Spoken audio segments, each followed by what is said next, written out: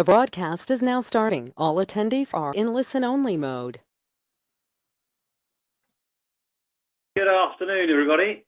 Welcome to this Avamus webinar, and welcome back if any of you have joined us for the previous one on waste and environmental services transformation. In this session, we're going to be taking a look at a slightly different slice of local authority life.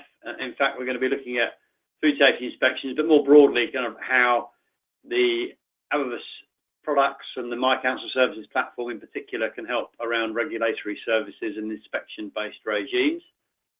So thank you for joining us. Just a welcome from me, first of all. My name is Bernie Simmons. I'm going to be the main facilitator for the session this afternoon. When I say this afternoon, what I mean is the next 45 minutes, because I should have you, I think, on your way for the rest of your Wednesday afternoon, somewhere between 45 and 50 minutes, I would guess, but certainly absolutely no longer than the hour, in case you were worried or concerned how long we were going to try and keep you here. So we're going to try and give you a quick tour through some of the capabilities that are relevant to the topic that we're looking at. I say I'm the main facilitator. When I say that, what I mean is that you're going to hear from me primarily in terms of my voice, so my apologies for that. But I'm also ably assisted by my colleague Rachel Clinton. So Rachel's facilitating everything in the background. You're unlikely to hear from Rachel this afternoon or during the session, but what Rachel will do is help with the smooth running of everything, and I'll explain a little bit about some of those as we go through the next slide. So just first of all, in terms of agenda, introduction and some recent background is kind of where we're at the minute. We'll then have a quick look at the overview of the platform structure. So that's really, we offer a platform that we call My Council Services. We only deliver that to UK local authorities as a company. That's our focus market. So I want to introduce that platform if you're not already familiar with it. I'll then give you a quick demo of the digital inspection process, and we'll use a food safety inspection as an example. And then we'll just explore some of the additional features of some of the underlying components that we use to enable that capability, specifically our compliance and risk module. Questions and answers. We do encourage you to raise your hand, although we encourage you to do that digitally. In fact, that's the only way you can do it. We use this service called GoToWebinar, which is very good for these sorts of events. One of the things it allows us to do, which we take advantage of, is to mute everybody's lines. We have quite large numbers of people dialed into the call this afternoon, as we did this morning. And we're aware that many of you work in open plan offices and open spaces where perhaps it's not possible for you to control the level of background noise.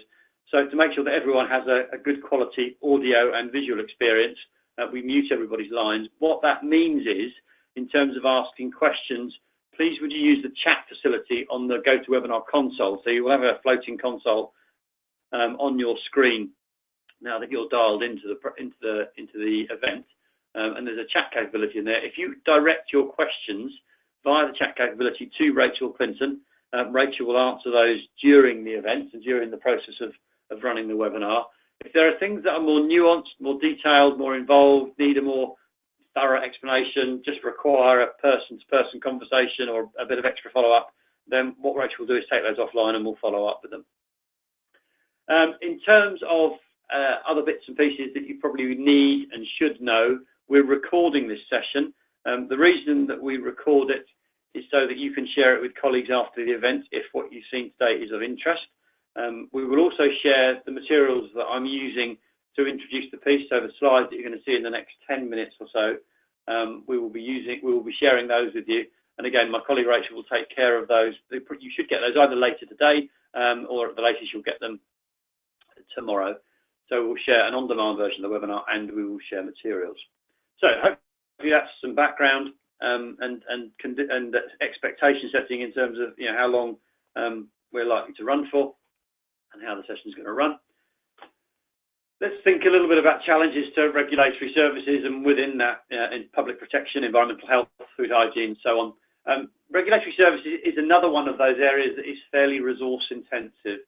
It's different from some other areas in terms of local authority mandated services, but it requires trained staff. So if you think about the role of an environmental health officer or a health and safety officer or whoever it might be, anyone that's in one of those compliance-based roles, a licensing officer perhaps, It requires trained members of staff, and those members of staff need to be trained because the practice itself involves pretty complex legislation a lot of the time, and not complex for its own sake.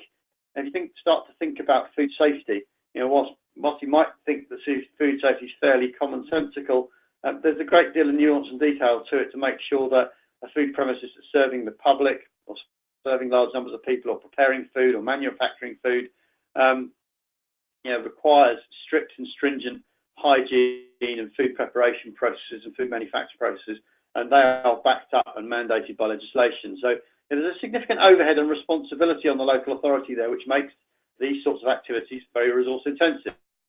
And if you take the example we used this morning of food safety inspections, but put that into pollution control, or even start to think about building control and so on, lots of complexity, and you need to make sure that you've got the right skills to play.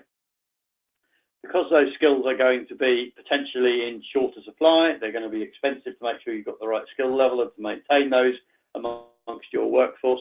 You want to make sure that you are maximising the absolute most out of the resources that you have at your availability. The other thing on the flip side of that to say is that it's a challenge, I would suggest, in this sort of area to keep customers satisfied.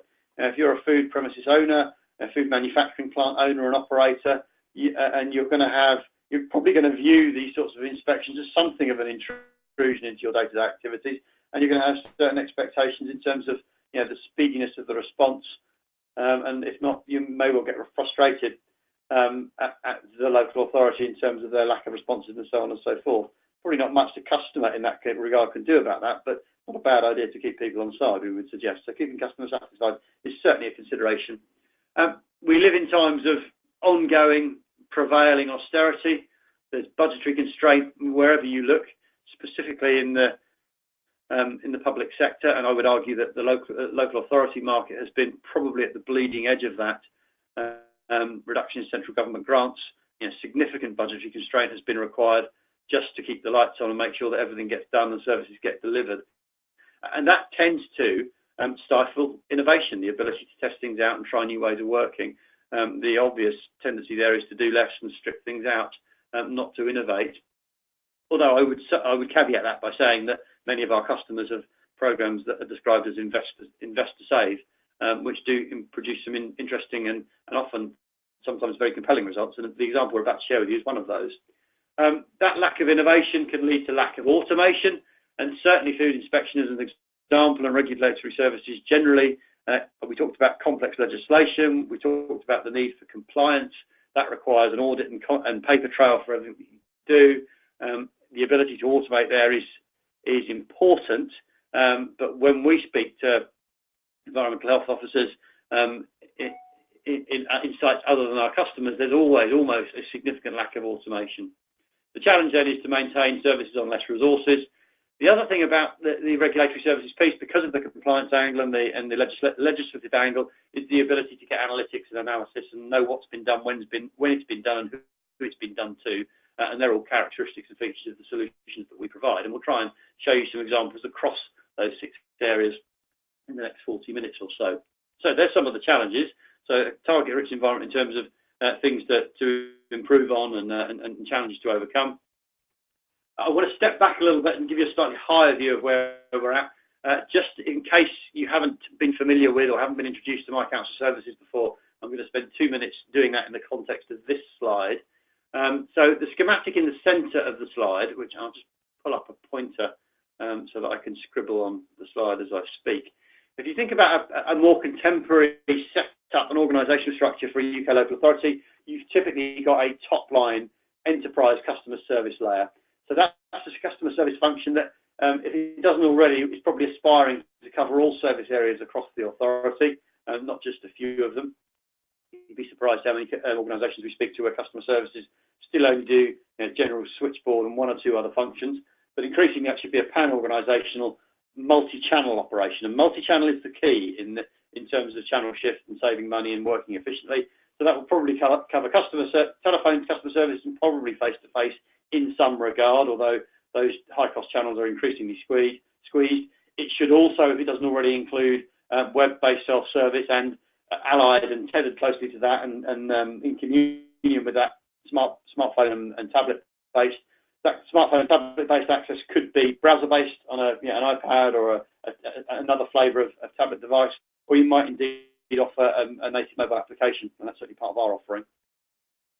And you'll still get inbound electronic communications through email and probably social media and other channels. So this kind of omni-channel customer self-service, customer access, assisted customer access context. We have a bunch of tools and technologies that map directly into that requirement there. We will touch on that this afternoon in this session, but only briefly, and I'll do it a little bit later on. But that includes customer self-service, customer portals, customer e-forms, all those sorts of things, and also assisted service, so service desk and CRM interfaces whereby a customer might have an assisted requirement or want someone to help them through a process. So step back from the customer interface, which is more where we're going to focus in the remaining 40 minutes, and think about environmental health, think about waste, social care, residence, whatever it might be, but think about the service areas and all of the processes that go on therein. And we offer a whole bunch of tools that enable more efficient deployment of resource, more efficient design of process, and generally more automated and efficient working through those processes. And that includes things like back office processing, inspection regimes, scheduled tasks, automation, as I mentioned a moment ago. And it also very quickly links into the ability to do what we would describe as mobile working. We don't just mean giving people remote access to the systems that they use in the office. What we mean is the ability to work effectively, with access to forms, templates, processes, the tools that you need to do your job as someone that's maybe out in the borough or district or unitary area, fulfilling a function, potentially as a environmental health officer for environmental health and food safety, as an example. But there are many other examples within the regulatory services gamut of responsibilities. So that's the mobile worker piece, and again, we'll touch on that as part of the process today. Let's not forget that there's probably customers at the centre of some of these, of many of these processes. Whether that's a customer reporting an issue of a food premises that they've seen that's caused them concern, so they've raised that issue to you, and we'll circle back and look at that example, or whether in fact it's a customer in the context of a food premises owner or operator that's been inspected and they want to get updated on the outcome of their inspection and their visit from their EHO. And there's obviously processes and opportunities for automation in that set of activities. And it's important not to forget, as a public sector organisation, that customers are there and present and have expectations around service. And I mentioned automation, and we enable automation through a sophisticated rules engine that sits on the platform, which I will touch on very, very briefly as part of this session. So that, at a high level, is how the kind of three big blocks of our product map to a contemporary, if you like, local authority structure. You've got self-service for that kind of customer contact layer. You've got deep back office for the specific service areas and to support automated process management and process design. And you've got mobile working to enable folks that are out in the borough doing a job to do that without the ever-present paper chase and need to go back to the office or back to the depot or whatever it might be. And that enables then in turn a closed loop back to the customer. And as much as possible in that process, to automate the activities therein. So that's the kind of high-level view. If I drill down a little bit, I'll skip through this first slide fairly quickly, but what I want to do is just kind of explode out each of those functional areas. The self-service capability, that can be manifested as individual e-forms on any device, a laptop, a desktop, a tablet, whatever it might be. It might be that you want to deploy that as a My Account enterprise type approach, so where someone can log in and see all of their activities, and I'll very briefly show you an example of that a bit later on. There's lots of things you can do there, also around verification and single sign-on and making sure that people are indeed who they say they are. And let's not forget our new friend GDPR, now live as of the 25th of May. We've been doing a great deal of work to make sure that all of our customer-facing and back-office capabilities are fully GDPR compliant. So that's a bit about self-service. In terms of the back-office capability, what I would point out there is a whole bunch of a feature and function that's relevant to the regulatory services realm, if you will. So that's license and contracts management. So the ability to create a license-based contract and engagement with a customer, if that's required. So think about licensing services, might be for market traders, might be for taxi licensing, Could be a license for a skip or scaffold, a premises license to serve alcohol, whatever it might be. And then what we're really going to focus on in this session is the compliance management capability. We latterly called our risk module, but really much more about compliance. There are lots of other things that we do therein. So if you're wanting to book an appointment with a suitably trained regulatory officer from the authority, we offer a bookings and appointments module. So lots of these things kind of overlap with one another. If you've got an appointment booked with a council officer for something or other, you might want a text reminder around that. We offer a communications module that overlays therein. So lots of modular features and functions that kind of can be brought into combination that will service not just regulatory services and public protection, but actually have applicability right across the piece. If you were on this morning's webinar, we will have spent quite a bit of time looking at waste management and actually the license and contracts piece. So this afternoon, though, we're going to be looking at compliance management primarily, so we're up here. I've mentioned mobile working previously. That comes in lots of different shapes and forms. I'll give you a very quick taste of that this afternoon. So hopefully that kind of introduces in the round and in a little bit more detail what we're offering in terms of local authority capability. I'll skip through that for the time being, other than to say that our general rule of thumb is if you can offer it as a self-service capability for customers and also self-service internally for internal users, that's probably a good idea. Automate where it's appropriate to do so. Our end of the bargain is making sure the solutions that we deliver for local authorities, and we only work with local authorities, are both cost-effective and scalable. Thinking about an end-to-end digital process for all regulatory services, I just want to call a few of those things out before we get into demonstration mode. But it's appropriate for environmental health, be that health and safety at work, be that food safety, which is the example I'm going to show you very shortly. Think about licensing services, so that might be the licensing of a premises, it might be something like management and renewal of taxi licensing, all of those things are possible. Before we launch into a demonstration proper, I do just want to spend a little bit of time, and I suppose deconstructing the process that you would go through in terms of organising, designing and then deploying a digital end-to-end process in a regulatory services context. So the headlines are custom e-forms, custom risk and compliance profiles, and also the generation of scores. So that maps very well to the example that I'm about to show you. So in terms of our application, the My Council Services platform that I've mentioned a couple of times now, we offer within that application a form design capability. So that's a graphical user interface. That's what the acronym GUI stands for if you're not familiar with that. A graphical user interface forms builder. So if you want to go out and digitize an inspection process, and let's take food inspections as an example, because I'm going to show you that in a moment, you would design a form that's suitable for doing that, that asks all the relevant questions around compliance and control of food preparation, food manufacture process, hazard and critical control points, legislation, training, quite complex processes, and you would design that form in our forms designer typically. Alongside that, an inspection form such as a food safety inspection has an underpinning mandated legislative framework, which means the questions you're answering and that the environmental health officer is assessing and providing answers to have a weighted and a real answer in a legislative context. They have a score against them effectively.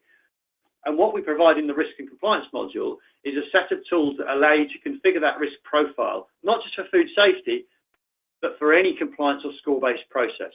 That could be something that's mandated in law, such as the standards laid down by the Food Standards Agency around food safety inspections, or indeed it could be something that's bespoke to your organisation around a specific type of health and safety issue or a particular social care process or whatever it might be. But the point being that you can configure the form to capture the right data.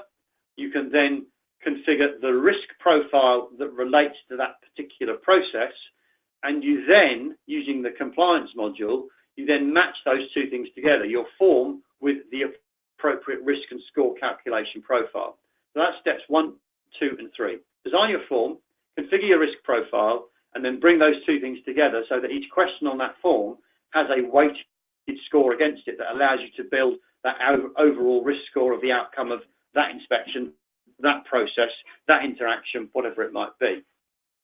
The final piece then is a slightly more technical configuration around what do you want the output to look like.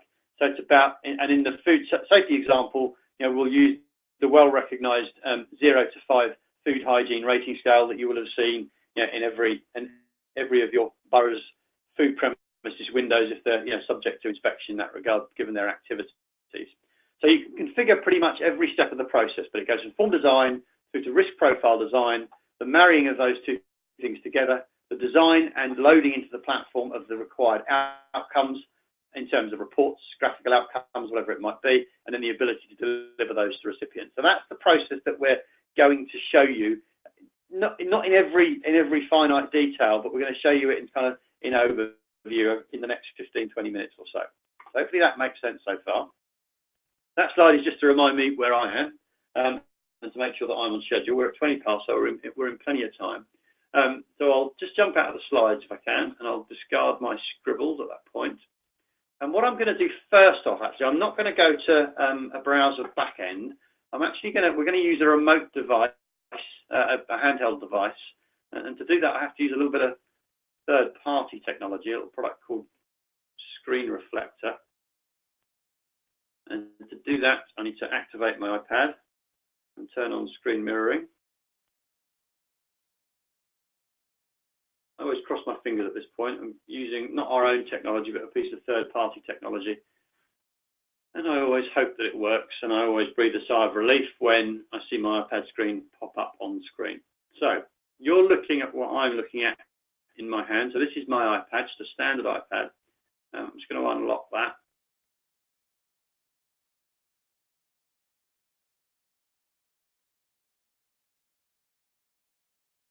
Apparently it didn't recognize my fingerprint today. And what I'm doing is just taking us into, in fact, let me take a step back and take you into this directory first of all. So I've taken you into a directory called Council Applications, Council Apps.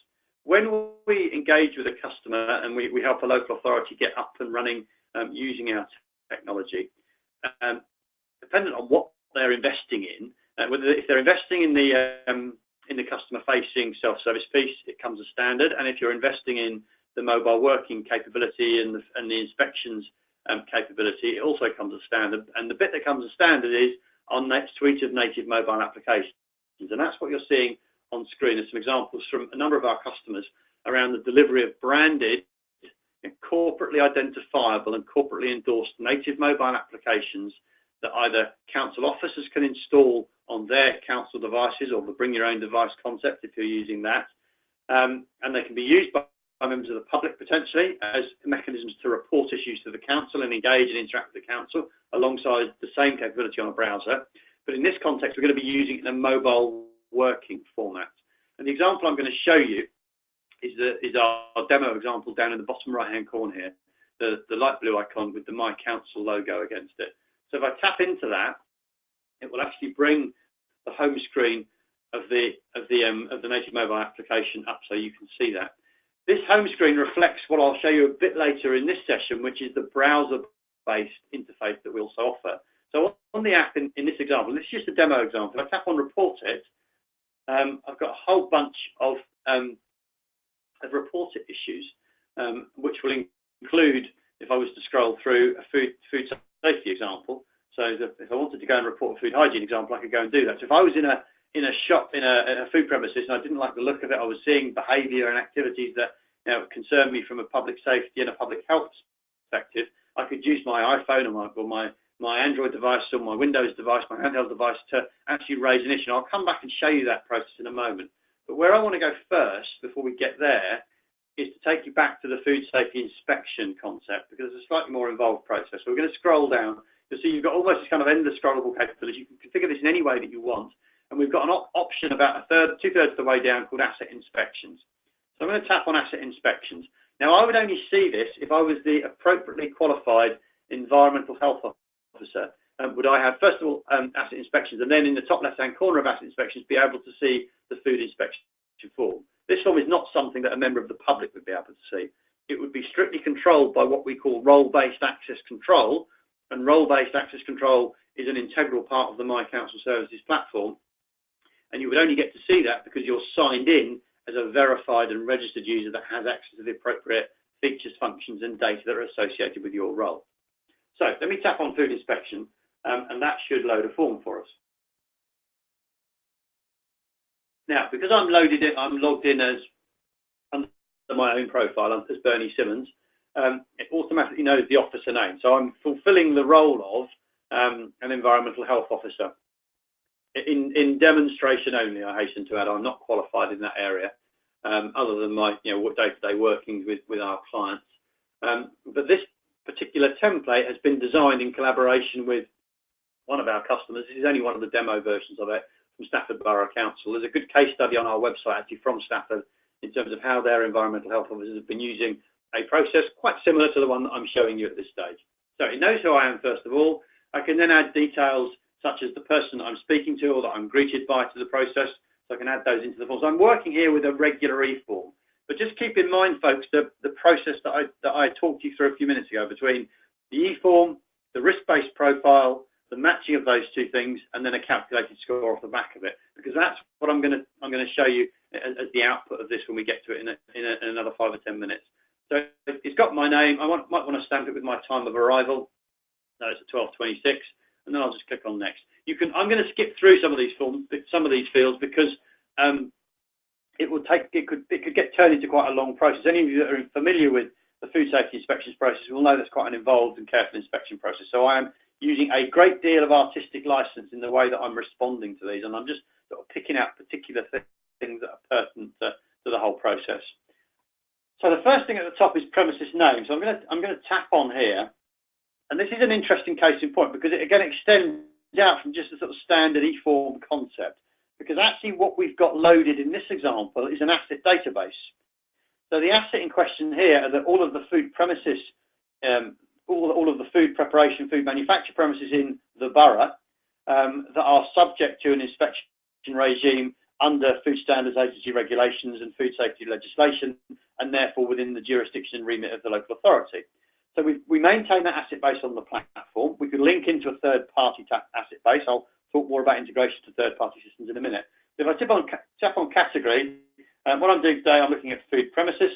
The subcategory is I want to look at restaurants, and then I automatically get a list of the appropriate restaurants that are either on my list today, on my patch, ones that where I'm the assigned DHO, whatever it might be. So I'm going to select Bean Encounter as my example.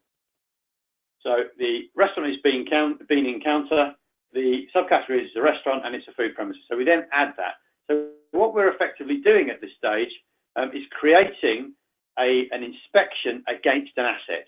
So you will be able to build up the concept of a historical inspection regime against specific assets, all of which will be reportable on the platform. Because this is an asset that we know, and if we populated the database to its fullest extent, it would automatically populate on things like premises number, website, so on and so forth. The manager, you could make edits and updates as the authorised user of the form. But the first question I'm going to spend any time on is just say, what days of the week is it open? So I'm speaking to the lady, tells it's shut on a Monday, but it's open Tuesday, Wednesday, Thursday, Friday, Saturday, and they're open Sundays. Click on done. That data gets written back to the form at that point. Opening times, we could list the opening times. You could have a selection as we did with the days open. We'll just click on done. I won't go through and complete every single aspect of this form because it would take rather a long time. Is the license over? Is it licensed after 11 p.m? Let's say for the sake of argument, yes, it is. So we'll select that and that'll get written back into the form. We can put notes in about the customer base, about names and locations of food suppliers and so on and so forth. We can provide information under which regime we're conducting the inspection. So we'll say this is around hazard and critical control points. So we'll select HACCP and allow that to drop back in. We can put information in. That could be uploading photographs of certificates, documentation, certificates awarded, whatever it might be, hygiene certificates, so on and so forth. So all of that could be added. So you're capturing electronic documentation evidence as you go. We'll click on next at that point. Let's just take a look at this. So there's questions about areas of the premises inspected, samples taken, complying with smoking regulation. I'm just going to, again, just in the interest of time and making sure that this remains visually interesting for you and relatively easy to follow, I'm going to skip through a few of those. So the questions I'm going to ask here are, do they comply with their duty of care regarding waste? So we'll say, shall we be nice or shall we be mean? Let's be nice in this example. Let's say yes, they do. So we'll go on and we'll give this premises a good score. Do they comply with their duty of care regarding oil disposal? We'll say yes, they do. How about with duty of care for food? We'll give them a yes there. And duty of care other. Again, you can design these forms in any way that you like. This is just a sample template to give you a sense of the range of sophistication that's possible. Food hygiene in terms of legal requirements, we could type in some details there if we wanted to. Again, I'll spare you my clumsy typing on the keyboard, but you've got the full access to type in free text fields that are then captured as part of the form. We might want to take some pictures at that point, so we can either use the camera to take a photo, like so. So you're just looking at a picture of my monitor, or I might want to actually select a photo from my photo library. So I've got a couple of examples here. So I've got one of some rather dirty fries that I might want to add, but in fact, this time I'm going to give them a good score with a nice clean food hygiene preparation area. So you can add multiple photos here if you wanted to. We might say, and we can tag that photo, so that's all good. Structure and cleaning legal requirements, again, we can put in content here. So there's lots of detail that you're being asked to capture. I'm whistling through this deliberately quickly, just to make sure that we can do this in a fairly interesting and swift way. Let's click on next. So inspection discussed with the project manager, we'll say yes, it was. So we'll select that. So we're capturing quite a lot of data as we go through. What information was given? Maybe we gave some information about contamination and some training options, maybe thinking about, I don't know, E. coli issues, for example. So we'll add those in there. Yeah, you can configure forms in any way that you like, drop downs, selection buttons that we've just used. But any further action to be taken by the local authority, we'll say, in this case, we're going to do a letter as a follow-up. And then we click on next. And then we get into some ratings questions. I'm going to answer more of these because these are some of the key areas that are driving the score. So we might say food type and handling method. We'll say it's preparation, but it's low risk. So we'll select that. Method of processing. We'll say low risk activities. Customers at risk. We'll say intermediate numbers of customers potentially at risk. Vulnerable groups, none. Current compliance with hygiene, we'll say that that's satisfactory. Current compliance structural, we'll say that that's very good. Current compliance control system, we'll say that we've got some confidence. So I'm giving them some middling scores here in this particular premises. Risk of contamination, we'll say no risk. And then that brings us to the end of the form. So those questions at the end there in particular, and some of the others as we went through, are central to the creation of the risk-based score that we're going to create off the back of this. But all the environmental health officer, the inspector has to do at this stage is to capture that data, work through it methodically in a compliant way with the premises owner or whoever's conducting the inspection alongside. And then when we get to that, we click on submit. What the native mobile application will do at that point is bundle all of that data up. And then it will give a notification to the officer, to the inspector, that successful mission has been completed. We're working on an example here that's allied to a test account for Redbridge Borough Council. The only reason that we use Redbridge as an example is that our first office was based in Redbridge, and until we moved into central offices in central London.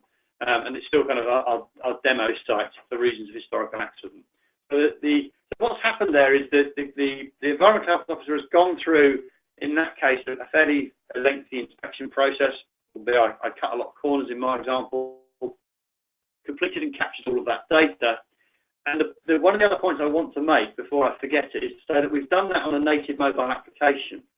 So one of the benefits of doing that as a native mobile application form is we can access that form with or without supplier signal in terms of the device that I'm using. So if I'm using a tablet or a smartphone device and it's got a carrier 3G or 4G signal, I can use it. And if it hasn't got a signal, if I'm in a cellar or in the back of a building somewhere and I don't have signal, I can still open that form up and complete it. And that's a very important point. when you come to the practical reality of enabling mobile working in this sort of context. You cannot govern whether you're in an urban area or whether you're in a rural or extra-urban area, whether your officers are always going to have connectivity, whether they're going to be in an area that they can get a phone signal. So you need to be able to provide offline access. And the way that we've solved that problem is to make sure that all of our mobile working and inspection forms, as well as customer-facing forms if you want them to be, are available via native mobile applications so that you can work offline. So I could be within the proverbial lead bunker, and I could still open that form up, I could still use it, and I could still capture data. The point at which I would need connectivity is to upload that data. So I just want to say a few words around information security. I've captured some quite detailed information that could have potentially included personally identifiable information around the premises and the premises owner and the person I'm doing the inspection with. As I capture that, that's saved locally on the device, and it's saved at a high level of encryption. So all of the data held locally on the device for inspection type activity, and any activity for that matter, be you reporting an issue or whatever it happens to be, is all saved on the device in encrypted format. So it's safe and secure whilst it's at rest on the device. It's encrypted while it's in transit, and then having been uploaded to the central database, it will typically be scrubbed from the device. So that's generally how we work in terms of information security example, and whilst we're doing these sorts of things. Just very quickly, while we're on the subject, we might say that we're out and about, and we're doing a series of inspections as an AHO in a given day, but we also want to raise an issue. So we might say, well, let's see if we can find. We go somewhere to get our lunch, and we say, well, actually, I didn't like the look of that very much. So I'm going to go and raise. It's a public food outlet, and we're going to say, well, it looks a bit rough to me.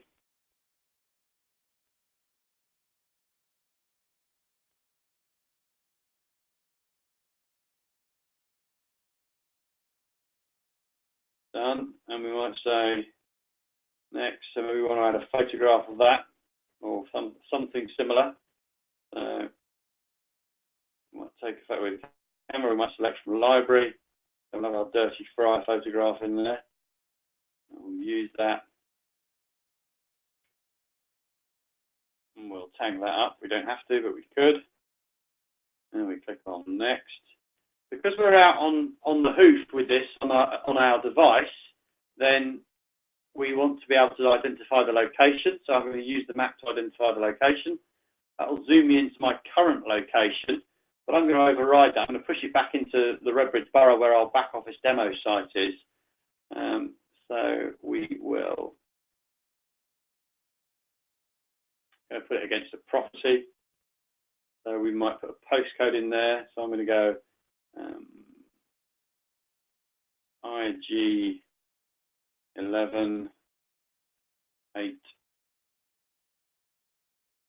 BY. You could put in a partial address. You could do anything that you like in this case, and it will refocus us on the appropriate location. So that takes us back into northeast London, into Redbridge. If I wanted to pick that up and move it and change the address, I could do so. I could just pick that pin up and make a change of location. And it's the BP Safeway at 4433 Ilford Lane, so perhaps a more appropriate location. You can zoom in and you can really kind of find like that. So you'll notice that what it's doing here is matching to LLPG as we're pulling back addresses. So once we've found the location, we've got a full LLPG equivalent address. We'll give it an instant date, today, and we'll give it a priority. So that's low.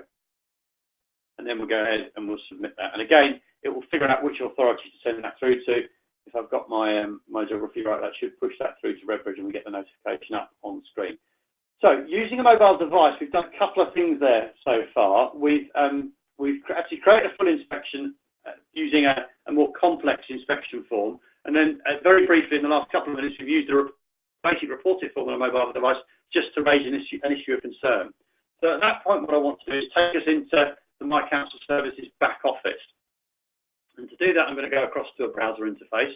And all of our software is cloud-based. It's all UK hosted, what we call private cloud hosting. So we control the infrastructure and regime. We lease rack space in our primary and secondary hosting centres, but everything else hardware-wise, we govern and control and supply. That's what we call private cloud.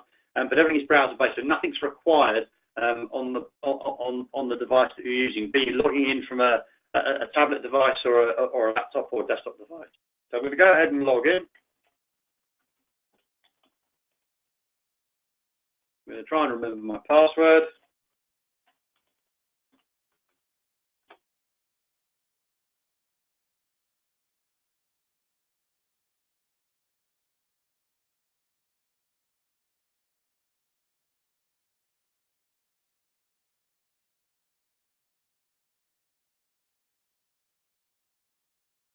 Raised via the iPad a moment or two ago.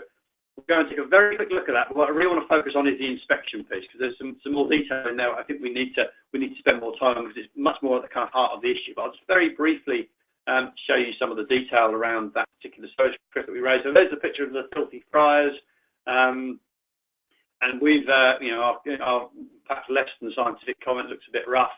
You can see the location of it. You can see, you can view the map on that if you want, view the specific address, and you can get a full audit trail of it's been done, when it's been submitted, so on and so forth. You can start to manage that case from here. We'll come back to that if we have time. I'm just conscious of making sure that we get through everything in this example. Where I actually want to go, I want to go back up to Service Desk, and I just want to change the view of what we're looking at. So I'm going to filter the view on this, and what I'm going to look for is our food and building inspection forms. And food inspection in particular, and I'm going to search for those. So that Service Desk interface is a tool for managing service requests and cases, but it's also a tool that allows control in terms of what you can see. So I mentioned role-based access control previously, and role-based access control governs every element of the platform. So when you log in as a user, be you a customer of one shape or another, or a council officer, you only get to see the data that's relevant and pertinent to you and your role and your privileges. So I've just changed that. I'm logged in as a super administrator for this example, so I get to see everything in this demo site anyway. And one of the things I can see is the food inspection that was completed at 12:34 by Bernie Simmons today. And you'll notice a few things here. We've got the ID number of the service request associated with it. And if I click back through to that, then you'll be able to explode out, or be able to explode out on the detail in terms of all of that data that I collected. So I can see all of the restaurant against the asset against which it's registered. I can see their opening times, all of the questions that I took time to answer, so on and so forth. So all of those details are captured for me. And crucially, at the bottom of that, if I just scroll down, is the food hygiene rating score. So we gave them a bit of a mixed response as we went through the process. Confidence in some areas, lack of confidence in the other, doing okay in some areas, not doing so well in others. And what that's doing is calculating that score in the background. So it gives them a food hygiene rating of 3. I've got the ability then to start to manage that case in its entirety, whether I need to produce a report off the back of that, whether I need to go and print that particular certificate, and whatever it might be. All of those things can be configured to be done off the back of the platform and as part of the semi-automated or automated process. So that's in microcosm the food inspection process that we can run through in terms of the demonstration this afternoon. There are just a couple of other areas that I do want to add a little bit more kind of flesh on the bones, if you will, pardon the pun, in terms of the food inspection regime. I want to draw your attention first of all to the administration tag. So I called out a couple of things in the slides, and I just want to breathe a little bit of life into those. So in the slides earlier, I talked about the Forms Design Builder. So you've got Forms Designer and Forms Builder. Forms Designer is a drag and drop interface for Forms Design. Forms Builder is a more of a kind of directory structure based, but they're things that can be trained and people can learn to use. It's about a day's training to learn how to build, a standard form. I talked about rules earlier, so the ability to build automated rules into the process, statuses, transitions, priorities and outcomes, and so on and so forth. So they're all the kind of form design components. They're the bits that underpin the way that we saw that form manifest on the mobile device that we'll be using. So that's the form design piece. And then if I drop down on the rightmost column, about 2/3 of the way down, there's the risk component. So I've got a full set of risk configuration tools within here. So I can go and create what are called rule sets, rule impacts, probability outcomes, different bands of risk, so on and so forth. So I've got the ability to go and configure my risk profiles effectively. So that's the two components that feed into our compliance module and the ability to do the compliance-driven and score-based processing and score-based digital processes. So there's forms design first, and then risk profile creation, and then what we do is we go and take a look at the risk module itself. So at the top of the list up here, we've got the risk module, and you'll see there's an example in here associated with food and building inspections and food inspections, and within that, what we get to do is to marry the two things up. So we take our form, so if I drop into the editing capability of the specific form, we can see all of our questions and answers in relation to the food inspection form to which we want to add weights. So we can then go and say, okay, well, if it's, we've got, what's the scoring around confidence in control systems? We're able to configure what the relative score against those is in relation to and in direct compliance with the legislation or the scoring regime that's been laid down by the regulatory authority, the Food Standards Agency in this case, or whatever it might be. So what you've got with My Council Services is a combination of tools that you can bring together that allow you to configure and build really quite sophisticated risk, score and compliance-based processes. And I hope in the last 46 minutes or so, I've given you a reasonable sense of how that works. I just want to push my luck a little bit and just show you a last couple of bits and pieces if I can. So I want to jump back to the service desk environment. Now I'm going to change the filter view again. We're just going to take a look at Report It, and I just want to look at, if I can find it, those food hygiene examples. So I'm just going to pull that food hygiene example up, and we'll just take a look at that. So there's the food hygiene example that we created today. So we know the impact of that's been calculated as low in this example. We've got a service level wrapped around that example. So it's been counting down from the time it was received by us from 30 minutes. So what we said is we've created a general, what we call service level agreement around this particular type of process. It says we must acknowledge to the customer that we've received the service request, whatever it might be, within 30 minutes. So that gives another set of metadata around which to escalate, manage, and automate the process. But if I want to go into that example and say, well, actually, I need someone to go and take a look at that because that looks really quite grimy. I've got a food safety officer that I know is out in the borough today who's got a fairly light workload. If only that was the case, I hear you cry. But what we might want to do is we might want to actually change the owner of that. We might want to assign it out to somebody. So I'm going to go and say, assign owner, I'm going to assign it to an individual. I'm going to assign it back to myself. So we'll go Bernie in this example. That's, if I can find my, there we go. So it's bernie@avamous.co.uk. I'm actually quite a long way away from that location in Redbridge today. I'm 137 kilometres away. So perhaps I'm not the best person to do this, but for the purposes of the demonstration, we'll go with it. So it's checking my location. So it's got workforce tracking capability built into it as well. As of 58 seconds ago, it knew exactly where I was. And we'll just go and we'll apply that out to Bernie. So then what I'm going to do is I'm going to try and bring my laptop, my iPad back to life.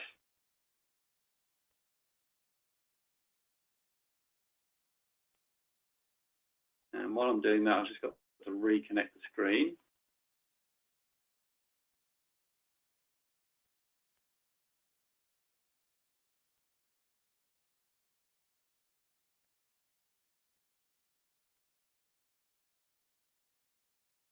Bear with me while my Reflector app wakes up.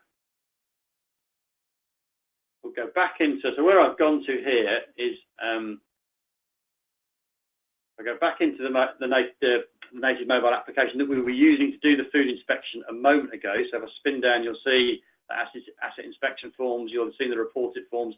I've also got a tab on here called Mobile Worker. So if I tap into Mobile Worker, the screen is refreshed, and you can see that the BP Safeway at 433 Orford Lane has now been assigned down to me. And that could have been done, it was done in a manual fashion so that was the ad hoc request that's coming from a member of the public that said, I've been at this place, it looks pretty filthy, perhaps someone should go and have a look at it.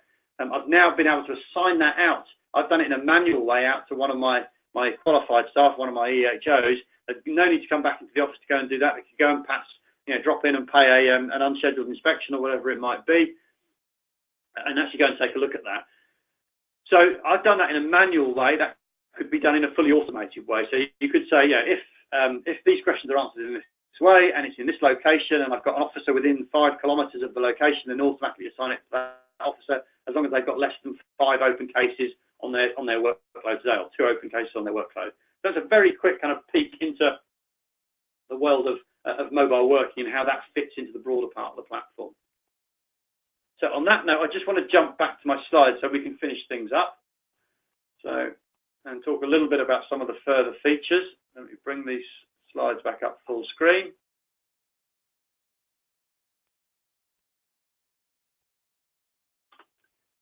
So I talked a little bit about communication. So if people are making bookings, reservations, booking appointments with officers, whatever it might be, is it possible to send communications around those? That could also be, training updates to premises that are subject to inspection regimes. So we've got SMS, email, push, and call, automated call notifications and communications that can be configured to specific groups based on specific criteria.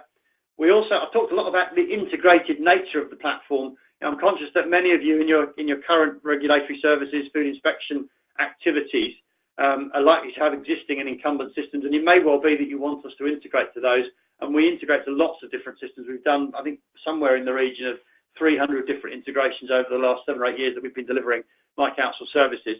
Sometimes that's integrations into things like payment gateways, so you can collect payment as part of a process, or collect fines and fixed penalty notices, or whatever it might be. But oftentimes that's also integration into specific systems. So if you're using Civica APP as your legacy inspection regime application, we can integrate into that, and we've got examples of where we've done that historically. As I said, the slides will be available to you, and we'll send those out a bit later. But the message really for this slide is that we're open and we're able to, and we offer contemporary support and contemporary standards around integration to third-party applications. I've shown you a tiny bit of mobile working capability that can be configured in lots of different ways, so I won't spend too much time on that now. There's management, worker, and express worker options around that. We offer a real-time navigation and route optimization capability, so if you've got scheduled tasks that are assigned to people and they're spread out and you want to offer them an optimized route, you can deliver that natively on their mobile device. If they're going into premises where they're potentially at risk, or they're meeting someone with a violent marker against their name from previous experience, then you can set things like lone worker. We offer workforce management and workforce tracking applications as part of the platform. So the final thing for me to say is, our end of the bargain is to offer what we hope will be affordable solutions and flexible solutions. When we say flexible, we mean the technology needs to be flexible, so that you can configure the technology to match the way that you want your process to work. But also, when we say flexibility, we mean you only need to invest in the components of the technology that you need to solve your particular and immediate problem. If you want to expand out from that at a later date, you can do that. And that's why we've developed My Council Services as a modular digital platform for transformation for local authorities. We're not off trying to deliver this anywhere else. We're only working with UK local authorities, and we've built a good, solid and sustainable business on doing that over the last 8 years. So we've got some expertise in the space. We must offer solutions that are scalable. So we know that you've got lots of work on, that it needs to work fast, it needs to be robust, so it needs to be scalable in that regard. And we differentiate on 2 key aspects, I would suggest. One is the flexibility and the configurability of the technology, and hopefully we've demonstrated that in the preceding 55 minutes. And the other way that we differentiate is around support. We absolutely must make sure that if you invest in our technology, you get it up and running within a reasonable time frame, within the time frame that we agreed, within the budget that we agreed, and you're getting value out of it. And those values are embodied in our support and our client services. And on that note, folks, I promised I'd have you on your way before 1 o'clock, so within the hour. It's now 12:54. All it remains for me to say is I hope that's been a useful and informative session. You're very, very welcome. Thanks for joining, and have a productive Wednesday afternoon.